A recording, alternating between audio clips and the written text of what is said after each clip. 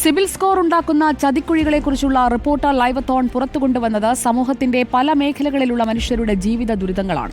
CIBIL സ്കോറിൽ കുടുങ്ങിയ കർഷകരും ആശാവർക്കർമാരും KSRTC ജീവനക്കാരും അധ്യാപകരുമെല്ലാം ലൈവത്തോണിൽ അവരുടെ ബുദ്ധിമുട്ട് തുറന്നു പറഞ്ഞു.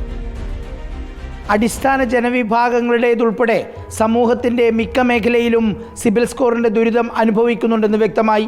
വലിയ പ്രതികരണമാണ് പ്രേക്ഷകരിൽ നിന്നും ഉണ്ടായത്.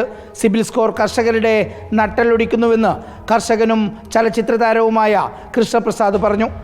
നമ്മളൊരു ഉൽപ്പന്നം കൊടുത്തിട്ട് അതിൻ്റെ പൈസയ്ക്ക് വേണ്ടി നമ്മുടെ വസ്തുക്കൾ വരെ ഈടുവെക്കുന്ന ഒരു അവസ്ഥയിലേക്കാണ് പോകുന്നത്. ഇങ്ങനെ എന്തെങ്കിലും ഒരു ആവശ്യത്തിന് അവർ ബാങ്കിൽ ചെല്ലുമ്പോൾ അറിയുന്നത് എനിക്ക് തന്നിരിക്കുന്ന പൈസ ഇത് വായ്പയാണെന്നും പൈസ അടയ്ക്കാത്ത കാരണം സിബിൽ സ്കോർ പലർക്കും നഷ്ടപ്പെട്ടു എന്നുള്ള അറിയപ്പെടുന്നത് ആ സമയത്ത്. സിബിൽ സ്കോർ കുറവായതിനാൽ വായ്പ എടുക്കാനാകാതെ വലയുകയാണ് KSRTC ജീവനക്കാർ.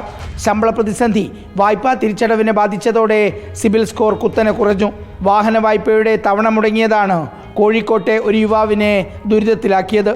വായ്പ പൂർണ്ണമായും അടച്ചു തീർത്ത് വർഷങ്ങൾ കഴിഞ്ഞിട്ടും സിബിൽ സ്കോർ ഉയരുന്നില്ല. ഞാൻ കുറച്ച് വർഷങ്ങൾ മുമ്പുള്ളൊരു ബൈക്ക് വാങ്ങിച്ചിരുന്നു. ബൈക്കിന് അടവ് തെറ്റി പിന്നെ ഞാനത് പൂർണ്ണമായി അടച്ച് തീർത്തിട്ടുണ്ടായിരുന്നു. പിന്നെ ഞാൻ കുറേ വർഷങ്ങൾക്ക് ശേഷമാണ് പിന്നെ ഒരു വീട് എടുക്കാൻ വേണ്ടിയിട്ട് ലോണിൻ്റെ ഇതിന് വേണ്ടിയിട്ട് അപ്ലൈ ചെയ്യാൻ വേണ്ടി നോക്കിയ സമയത്താണ് ഇങ്ങനെ സിബിൽ സ്കോറുമായി ബന്ധപ്പെട്ടിട്ട് ചില പ്രശ്നങ്ങളൊക്കെ ഉണ്ട് എന്നറിഞ്ഞത്. ആശാവർക്കർമാരും വലയുകയാണ്. ഓണറേറിയം കൃത്യമായി കിട്ടാതായതോടെ പലർക്കും ലോൺ അടവുകൾ മുടങ്ങി. ഒരു മൊബൈൽ ഫോൺ പോലും വായ്പയായി വാങ്ങാൻ കഴിയാത്ത സ്ഥിതിയാണുള്ളത്.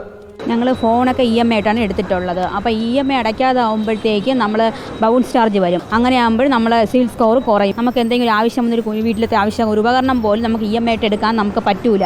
വായ്പകൾക്ക് മാത്രമല്ല പൊതുമേഖലാ ബാങ്കുകളിലെ ജോലിക്ക് പോലും സിബിൽ സ്കോർ മാനദണ്ഡമാക്കി തുടങ്ങി. ബാങ്ക് ഓഫ് ബറോഡ തീരുമാനം നടപ്പിലാക്കിക്കൊണ്ട് വിജ്ഞാപനം പുറത്തിറക്കി.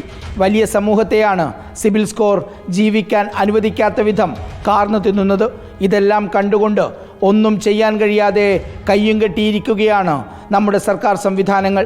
ജനങ്ങളുടെ ജീവിതം തകർക്കുന്ന സിബിൽ സ്കോർ എന്ന വിപത്തിനെതിരെ റിപ്പോർട്ടർ പോരാട്ടം തുടരും. വിവിധ ബ്യൂറോകൾക്കൊപ്പം റിപ്പോർട്ടർ തിരുവനന്തപുരം.